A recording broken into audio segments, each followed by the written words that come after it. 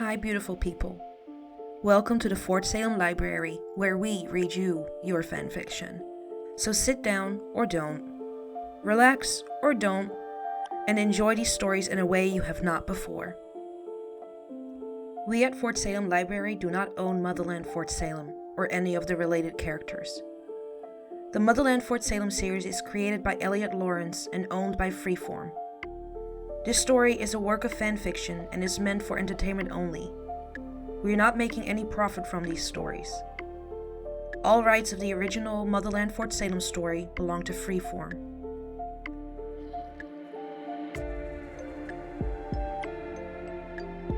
We also do not own Her Song is a Sin, or any of its original characters and storylines. We did, however, get permission from the author to read their story. This story was created and written by Lou1, and you can find the link in our show notes. This story is being read to you by me, Britt.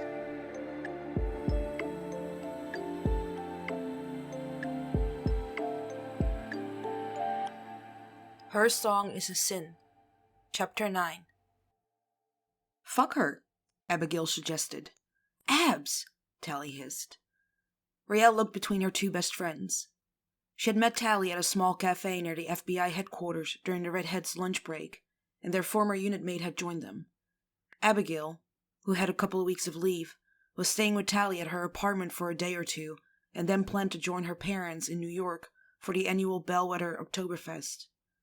What? Abigail asked with a shrug. It's the same advice I gave you about Alder. You didn't, and don't say her name. Tally looked around the cafe and back to her friends. Someone might hear you.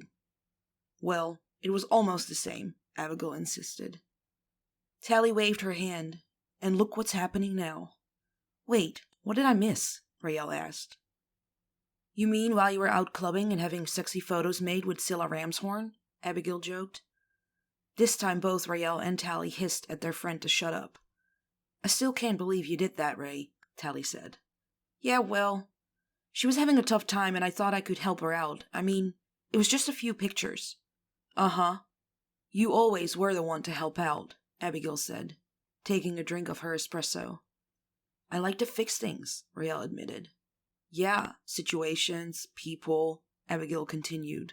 Can't fix them all, Ray. It was an old argument, and Raelle don't need to hear about what she already knew about herself. The not getting personally involved rule was there for a reason, and she wasn't the best at separating sex and emotions like her friend. The blonde looked over to her other friend. Well, you know who and I might have hooked up, Tally said to Raelle, blushing behind her latte. Raelle smiled, seeing the happiness in her friend's face. Good for you. It would be if she wasn't the boss, Tally said. And that's what I said. You only followed the first part of my advice. Sleeping with her was part 1. Transfer out to another field office was part 2. I like where I work. Abigail shrugged. Then deal with keeping it on the down low. Raelle looked at her friends. You know, I don't get personally involved with clients. Well, it's a little late for that. You really came onto her last night? Abigail asked. Raelle blushed into her coffee. Maybe. You were drinking, weren't you? Guessed Tally. Scotch, Raelle confirmed. Tally always knew them best.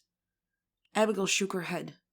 Well, it's too late for not getting personal now, so you really should just fuck her. Get it out of your system. What part of rejected didn't you get? Raelle asked.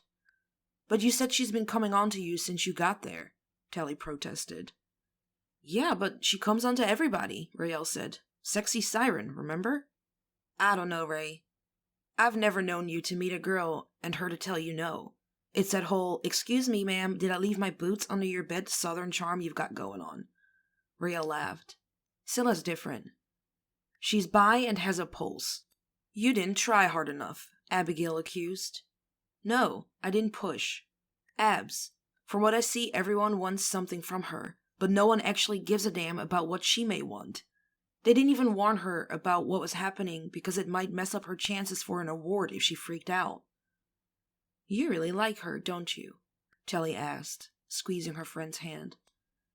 Yeah, Riel admitted. I do. She's a good person who lost her parents when she was young, and I think she's had a shit life where the people around her took advantage of her.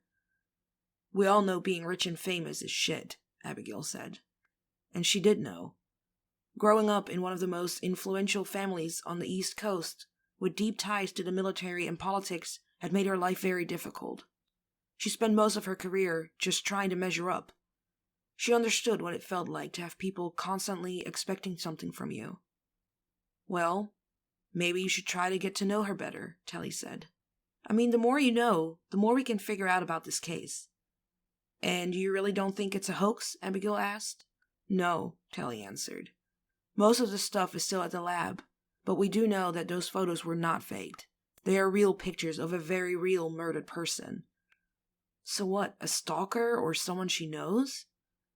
Rael shook her head. Scylla insists no one in the household would do this. Abigail snorted. People always say that, and 9 out of 10 times it's the wife or the brother. Telly looked at Rael over her latte. You've been around her people quite a bit now. What's your read on them? Rael took a sip of her coffee and thought a minute. She pictured each of Scylla's crew and went over in her head what she had learned about them. I don't know. I don't think her brother would do it. He seems to be one of the only ones that genuinely care for her. Her security guy, Porter, clearly has an obsession for her, but I don't think he's smart enough to do something this sophisticated. She's very reluctant to talk about her past, though, so I'm not ready to rule out everyone yet, at least not until I learn more. So we're talking about a love obsession stalker here? Telly asked. Someone she may not know at all? Rael just shrugged and said, maybe? But as Rael took another drink of her coffee, she thought about the dolls, and she didn't necessarily believe it. Something niggled in the back in her mind that Scylla knew the person who was doing this. Okay, Shitbird and J. Douglas, Abigail said, calling Rael and Tally by their nicknames. What I want to know is how you're going to try to learn more about your little musician and her friends without pissing her off. By trying to reason with her, Abs, Rael answered. I still think you should have sex with her, her friend answered. Abigail, Tally exclaimed. Abigail rolled her eyes. Fine, hold her afterwards. In her studio, Scylla made an adjustment on the guitar and bent over her journal, scribbling a few lyrics and added the notes. She tried again, and liking the sound, wrote some more of the song in her head. Scylla was already regretting turning the blonde down the other night. Had she just accepted the offer of a refill, she'd already have the bodyguard in her bed. Instead, she'd probably scared Rael off completely. As she worked on the new song, very much inspired by the blonde, she thought about what she could do to get Rael to move in the direction that she wanted. Maybe an indirect approach was best. Rael felt conflicted, and she had learned long ago the best way to deal with thoughts battling in her head was to work out. When she stepped out of the guest house to go for a run, she noticed that it was getting colder outside and had started to rain. She really didn't feel like working out in the weather, so she had found Byron and got his permission to use the home gym in the mansion. She planned to ask Scylla, but when she'd walked into the main house earlier, she'd seen the brunette through the French doors of her studio playing on a guitar, and she didn't want to disturb her. Now, she adjusted the speed on the treadmill again. Her time employed with Scylla had been like nothing she'd ever experienced before. From fancy lunches to crazy fan mobs to photo shoots, Rael just didn't know what to expect. What she did know was that she had it bad for her client, and that put Scylla at risk. She didn't want to get stupid and make a mistake that could cost the woman her life. Rael just wishes she had some answers. After having lunch with her friends, she had accompanied Tally back to her office. They dropped off the new doll and led her to the lab. It wasn't conclusive, but at the first run-through, the syntax on both the notes that came with the dolls and the one with the picture matched. She was sure the answer to what was happening to Scylla could be discovered in knowing more about the brunette and her past. And Rael wanted to get to know the musician better, both for her job and for her personal reasons. There was something about Scylla that intrigued her. She genuinely wanted to know more about her. Tally had been right, she liked the musician. She just wasn't sure if Scylla really liked her. Despite the flirtations and the obvious chemistry that they seemed to have, The moment Raelle had shown actual interest in more, the brunette practically ran out of the guest house. She didn't get it. Determined to run until she was too exhausted to keep thinking about it, she adjusted the incline on the machine. The blonde felt a tiny prickle on the back of her neck, but it wasn't sweat. It was the sensation that never failed to let her know when someone was around. Raelle glanced up from the treadmill display to find Scylla leaning against the doorway, watching her. She stopped the machine, removed her earbuds, and gave the musician a nod. "You need a treadmill?" Raelle asked, and wiped her face with a towel that was resting on the display panel. Scylla gave the blonde a quick shake of her head. "No, I don't use it that often." Raelle looked at the brunette skeptically. Scylla had an incredible body, and she very vividly remembered wrapping her arms around Scylla's toned waist. Raelle knew she had to work out. Scylla smiled at Raelle's expression and admitted, "I'd rather run outside." "Even when it's cold?" "You know I like the outdoors," Scylla answered. Raelle stepped away from the treadmill and walked over to the brunette. "Do you need me?" Scylla's head snapped up, and she gave Raelle a quizzical look. "Well, actually, I wanted to say thank you for the other day for helping me out with the photo shoot." "You're welcome," Raelle answered.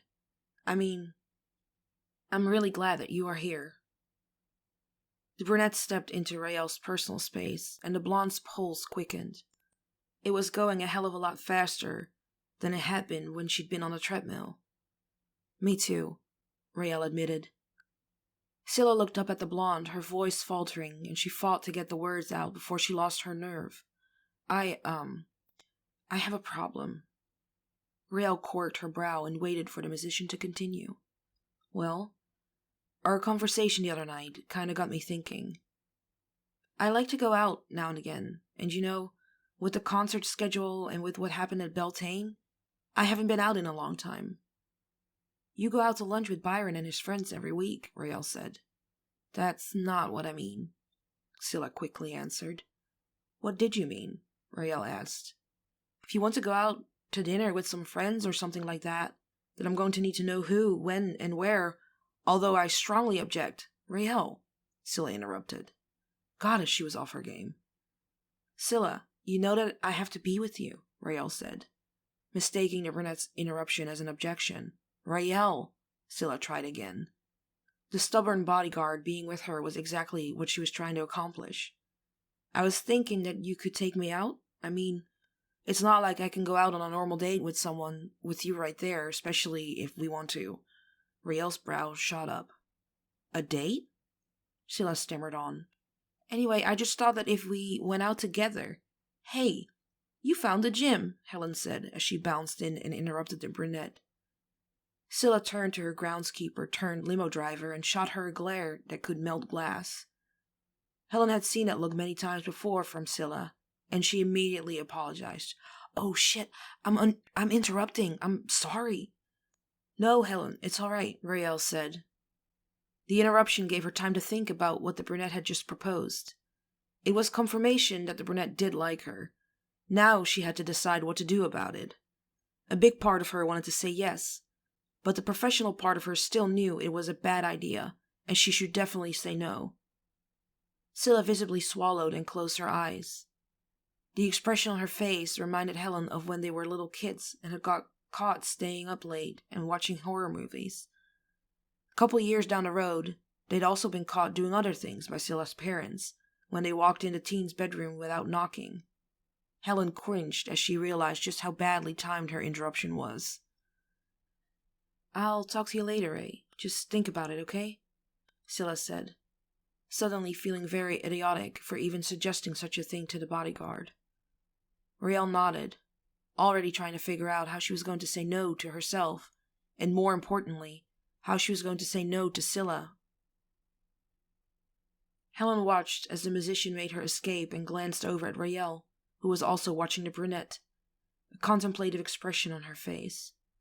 Finally, Raelle glanced over at Helen and asked, "What did you need?" "Well, nothing important, really," Helen answered, looking sheepish. "I was just wondering when we were going to do another driving lesson." Raelle sighed and closed her eyes.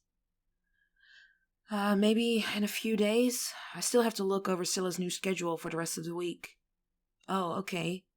Helen gave Riel a little puppy dog pout and waited a few seconds, hoping she'd change her mind. But the groundskeeper could see the bodyguard's attention had already drifted off somewhere else. Just let me know when you're ready, Helen said. Riel nodded and marched back to the treadmill. Stupid, stupid, stupid, Scylla thought to herself as she marched back towards the sanctity of her studio. The brunette let out a loud oomph and watched as arms entangled her as she ran straight into Byron. God, Syl, what the hell? Byron yelled. But the look on his sister's face stopped him and he began again, his voice concerned. What's wrong, Scylla? Did you get another one? Another what? She asked, her mind on the exchange she just had with Rael. Another note, another doll, Byron said. No, Scylla answered, nothing like that. Then what's wrong? I'm a complete idiot. Byron put an arm around his sister and led back into her studio, depositing her on the piano bench. Why do I have the feeling that this is about a certain blonde and blue-eyed bombshell of a bodyguard? I asked her out, Scylla said simply. Come again? Byron asked and sat down beside her. Haven't got the chance to come the first time, bye, Scylla said, voice sarcastic. Byron barked out a laugh and looked at his sister. I'm surprised. I thought you were going to lose it during the photo shoot, and I saw you two walking out of the guest house the other night. Seeing that his sister was not amused, he asked, What's wrong? She didn't say no, did she? Scylla ducked her head and blushed. Actually, I asked her to ask me. Okay, that's taking the long way around. So did she ask, I mean? No. What? How can she still not see? Helen walked in right in the middle of it before she could say anything. Oh, well, give her some time to process. And what if she says no? Byron snorted, vividly recalling the photo shoot. She won't say no. Scylla closed her eyes and sighed. She's never been this nervous about someone. Then again, she'd never felt this way about someone before. The brunette looked up, realizing her brother was still talking. Just write or play. Do something to keep your mind off of it. And she'll come around once she's figured it out. Scylla grinned at her brother. Thanks, Byron. Hey, Dr. Phil has nothing on the greatness that is me. Scylla swatted at her brother and laughed when he leaned back too far on the bench and lost his balance, hitting the floor with an undignified grunt. Ha! I see now what I get for giving my sage advice. Riel had run until she nearly puked, and she still knew that she wanted to be with the musician. Maybe Abigail was right. Stepping off the treadmill, legs unsteady and shirt drenched in sweat, she made up her mind. If she gave in to her want, then she wouldn't be so on edge and so likely to make a stupid mistake. Besides, it would give her the chance to learn more about the musician's past and maybe figure out who was doing this to her. It would be complicated, but she could do complicated, especially if it involved Scylla Ramshorn. The bodyguard made her way through the mansion, intent on going back to the guest house to clean up and then tracking down the brunette when the sound of music coming from the studio made her pause. By now, she'd heard Scylla sing several times, but never like this. The tone was soft, and there was a longing in the brunette's voice that put a lump in her throat and drew her nearer to the musician. She hadn't even realized that she'd moved to the open doorway of the studio until the music stopped and Scylla's cerulean eyes met her. Come in, Scylla invited. Riel shook her head in protest. Nah, I'm all gross. No, you're not, Scylla answered. Riel paused another second and then walked into the vast space. There were musical instruments everywhere of all types. Her eyes were drawn to a line of guitars against one wall, and she approached them to get a better look. Scylla watched where the blonde put her attention and quietly walked up beside her. Do you play? Riel looked at the instruments and then back at the musician and answered. Not for a while now. Scylla nodded, wanting to know more but sensing that it wasn't something the blonde wanted to discuss, and gestured at the guitar that had seemed to hold Riel's focus. That was one of my father's guitars. My mom had one just like it, Riel replied and looked at the brunette. She left it to me when she died. Scylla's eyes widened at the admission. There was so much she still didn't know about the blonde, and so much she wanted to learn. If only her bodyguard would stop being her bodyguard and just be with her. The brunette walked back over to the piano and sat down on the bench, fingers lightly raking the keys. This was my mother's pride and joy. Maybe if she offered a bit of herself, the blonde would respond in kind. She patted the space beside her, and Rael joined her at the piano. "What were you playing earlier?" Scylla shrugged. "An old song, something I wrote years ago. It sounded different than what you sing now. The style isn't very popular with the crowd. At least that's what Garrett told me. It was one of those songs I never released." "I liked it," Rael said. "It sounded like you." "And sexy, naughty, bitchy doesn't?" Scylla teased. Rael laughed. "Well, you certainly have your moments." Scylla made an exaggerated pout. "You think I'm bitchy?" "When you don't get your way, yes." The musician shrugged. "I like getting what I want." "And when you do get your way?" Scylla grinned. "Then I can be sexy." "And naughty?" Rael asked, pressing closer to the blonde. "Very much so." Rael chuckled and moved back, giving the brunette some space. "I have no doubt about that." Looking down at the piano and back to the brunette, Rael asked, "Will you play for me? The unreleased song?" "I'll play it for you, if you will agree to go out with me," Scylla offered. "This about getting your way?" Rael asked, grinning. "This is about me liking you. Surely you get that by now, Rael." "Okay, deal," Rael answered, making her decision. "Now, play for me." Scylla nodded, took a deep breath, positioned her fingers on the keys, and began to sing. When the song ended, Rael shifted on the bench, turning to face Scylla, and placed a hand on her cheek. "You really are beautiful." Scylla blushed at the compliment. She was used to being told she was attractive. Hell, Garrett had promoted her as a sex icon, a siren, but being called beautiful felt different. The way it sounded on the blonde's lips made Scylla want to think that Rael was looking beyond her appearance and possibly seeing the woman she was beneath the act she played for so many years. Scylla leaned into Rael's touch, her azure eyes asking for permission even as she closed the distance between them, her lips meeting the blonde's in a tentative kiss. Rael felt the musician's soft, full lips on her own, and for an instant she forgot how to breathe. Her other hand moved to cradle Scylla's face, welcoming the kiss. Scylla responded to her encouragement, feather-light kisses becoming more intense as Scylla pressed her tongue into the blonde's mouth, desperate to finally taste the sweetness she knew she'd find there. After a moment, Rael pulled away, chest heaving as she fought to gain control of her breathing and of the situation before things got out of hand. She stood up from the bench on shaky legs. "I should go clean up. Wednesday's luncheon and all that." "Okay," Scylla managed, still dazed from the kiss. Rael turned to leave, and just as she reached the door, Scylla called out with a smirk, "I think we're going to Tony's today." At the name of the restaurant, Rael blushed, but recovered enough to give the musician a cocky grin. "Good. They have excellent coffee."